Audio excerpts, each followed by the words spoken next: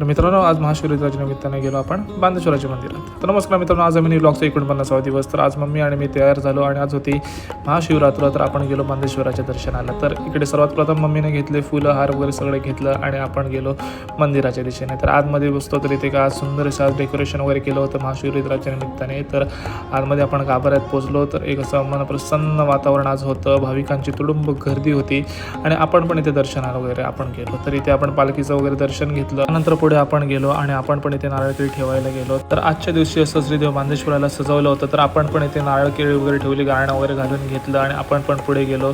आणि त्यानंतर आपण इथे अशा रांगेत थांबलो. आपल्याला जल अर्पण करायचं होतं. तर इथे आपण असं लाईनला वगैरे थांबलो. असं विहिरीतून वगैरे इथे पाणी काढतात आणि हे असं हे जल अर्पण केलं जातं. दर्शन वगैरे आपलं सगळं घेऊन झाल्यावर आपण पण थोड्या वेळ मंदिरामध्ये बसलो. तर इकडे वाचन वगैरे चालू होतं. तर एक वेगळीच आज पॉझिटिव्ह एनर्जी होती.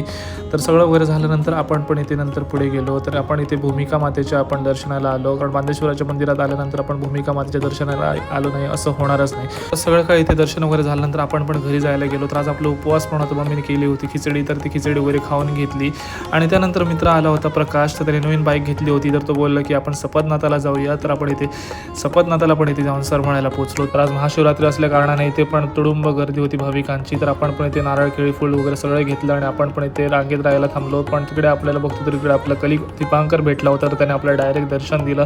तिकडे पण आपण गारणं वगैरे घातलं आणि देवाची ब्लेसिंग्स घेतले आणि जाता जाता घरी आपल्याला इकडे सीनिक स्पॉट भेटला. तर इकडे आपण थोडंफार शूट करून वगैरे घेतलं. तर आजचा दिवस असा मंगलमय होता. तर तुम्हाला व्हिडिओ आवडला असेल तर नक्की लाईक, कमेंट, शेअर करा आणि नवीन असाल तर फॉलो करायला विसरू नका. बाय.